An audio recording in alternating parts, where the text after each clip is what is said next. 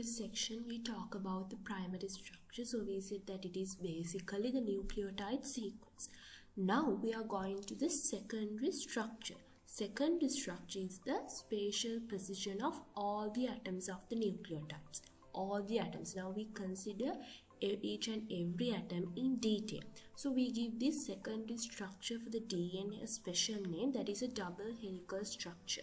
So you can, as you know, the DNA do not exist as a single strand. They always end up as two strands. So those two strands, they coil together in the same axis, around the same axis, to form a right-handed double helix. So you can see a right-handed double helix, or we simply say it's a duplex. If you dive in, you can see there are some features of those two strands of the DNA. The first one is those two strands of the DNA, they run in opposite direction.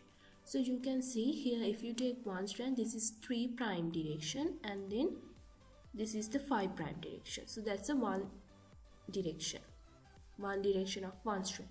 The other direction, so if you take the other chain, here it is 5' and 3'. So you can see they are opposite.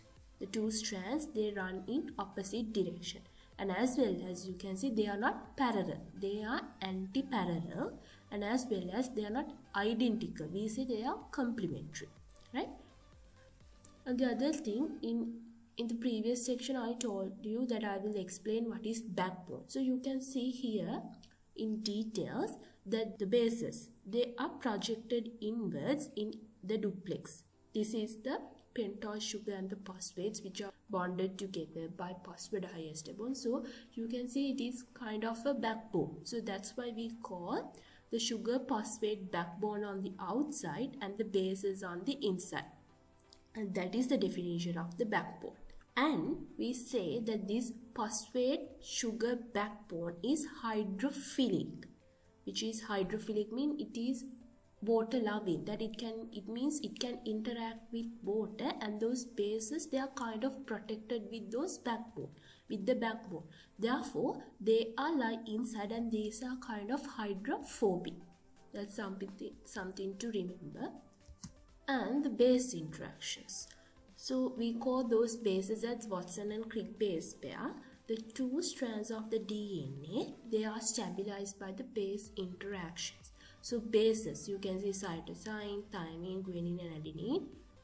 So these bases of one strand, they are paired up with the complementary bases, right? Complementary bases of the other strand through H bond. So always adenine pair up with the thymine. You can see adenine only pair up with the thymine, and guanine only pair up with the cytosine. So that's why it's called complementary. Adenine cannot combine with guanine, or adenine cannot combine with cytosine, but it only bonds with thymine. That's why we say it's complementary bases. It pair up with the complementary bases.